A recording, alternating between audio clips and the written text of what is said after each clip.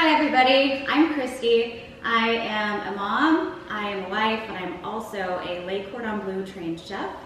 And I'm here today with my son behind the camera. He's 9 years old, and he will be my executive producer, my lighting, my audio, my visual, everything.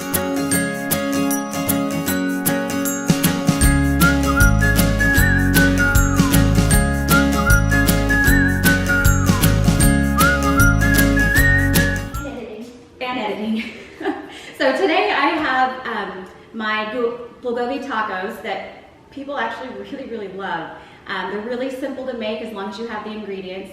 So first we're going to make our sauce that we're going to use as a marinade and also as a sauce over the steak once we grill it or cook it, whichever method you prefer. So I have soy sauce here. Now my preferred soy sauce is tamari. It's gluten-free, it has a really rich taste, but it's really difficult to find right now considering what's going on. So I actually found a really awesome substitute. It's called white nama soya, and it tastes just like it. It's just a lighter color. If you can't find that, you can also use coconut aminos. Now, bear in mind this has wheat in it, so it's not gluten-free. But this is soy-free. The coconut aminos is soy-free, wheat-free, so it's a good alternative as well. Okay, so we're gonna add our soy sauce, or whichever you're using.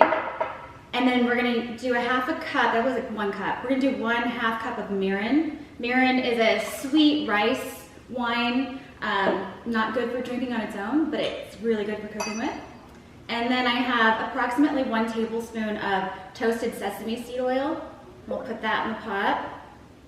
And then I have chopped up about 6 cloves of garlic. Don't worry about how your knife skills are with this because we're going to strain it off in the end anyway. So just dump that in there. And then I cut off about 1 inch-ish of fresh ginger.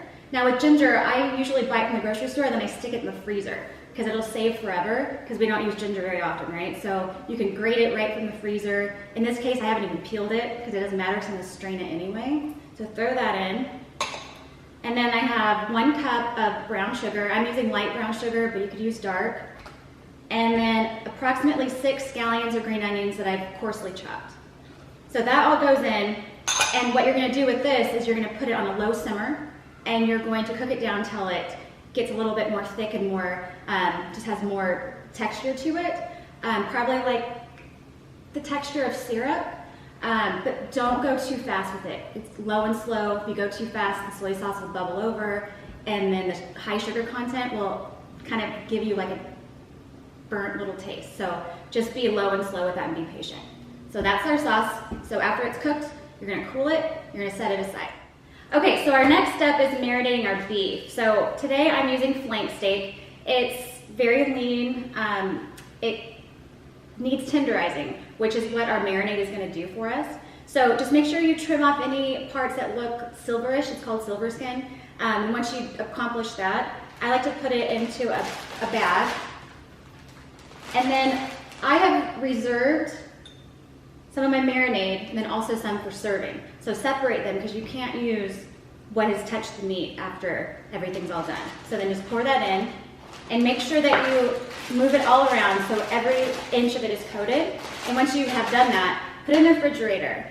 At least 2 hours. I prefer overnight personally. It gives it a more tender cut once we're done.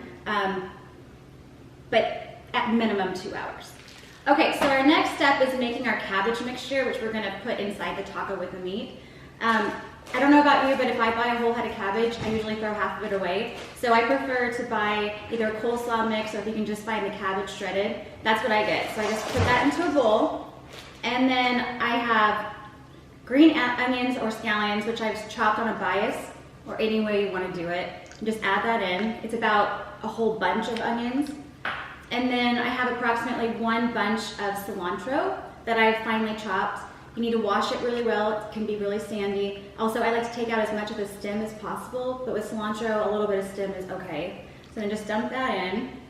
And then I have a large julienne of red bell pepper, but you can use whatever bell pepper you have on hand or whatever you like. So I add that in. And then I have pre-shredded julienne carrots that I bought at the grocery store. Just makes it easy. So I'm gonna put that in. And then we're just gonna toss it with my very clean hands. And then we'll set this aside for when we build our tacos. So for our next step, we're gonna make a gochujang aioli, which is, if you've never heard of gochujang, it's my favorite. Sriracha was really popular for a while, but gochujang is a little more sweet and has just a more refined flavor. It's basically a Korean chili sauce. It's really good, I really recommend it. So what I do is I take about a half a cup of mayonnaise, whichever mayonnaise you prefer, and I like it spicy, so I do like 2 to 3 tablespoons to the 1/2 cup of the gochujang, and then I squeeze the juice of half a lemon or lime, whichever you have on hand. Mix that up, and then I like to put them in little squirt bottles. If you don't have this, don't worry, you can always just spoon it on later. And that's your sauce. You just put it in the refrigerator and wait until you're ready to serve. Okay, so now we're on almost our final step. We need to grill meat. Now I'm wearing my gloves because when you touch raw food, especially in this environment that we're in right now, it's good to be safe with food that people are gonna eat. Okay, so we have our steak that we've marinated, hopefully overnight, at least 2 hours.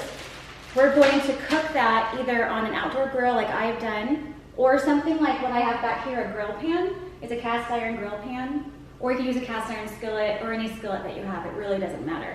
For mine, I like mine medium rare, medium, so I cooked mine at a medium temperature for about 4 minutes aside, and then you have to let it rest. Let it rest for at least 10 minutes, longer if you have the time, just so the juices can reconstitute and redistribute. Okay, so now we have our grilled meat, and I've cut a few slices. Just wanted to mention that all steak has a grain, and you want to cut against the grain. So I don't know if you can kind of see that. It's going this way, so I'm going to cut against that, like that. So you just put it down, and I like to cut meat, especially flank steak, on a bias, meaning holding my knife at a slant, just so it gets a little bit thinner. It just makes a more tender cut. Okay, so once we have our steak, I have some flour tortillas that I bought at the grocery store. I charred them a little bit. You don't have to, whatever is your preference. So we're gonna lay down our steak. I do a couple pieces on each. And then our slaw mixture, our coleslaw mixture that we made earlier, I'm just gonna put a little bit of that on top of each of them, however much you want, it's up to you. And then our reserved marinade slash sauce, I'm just gonna squeeze a little bit on that just to kind of reconstitute the meat a little bit and just add a little bit of sauciness to it. And then finally, our gochujang aioli, depending on if you like spicy, as much as you want. I like a lot, so I do a lot. Or you don't have to use it either. You don't have to make it, but I think it really does add to the complexity of the dish. And then, I made them kind of big. I don't think it's gonna work. So then you just serve. And that's my gochujang tacos. I hope you all live happy, healthy, and please try this. Thank you.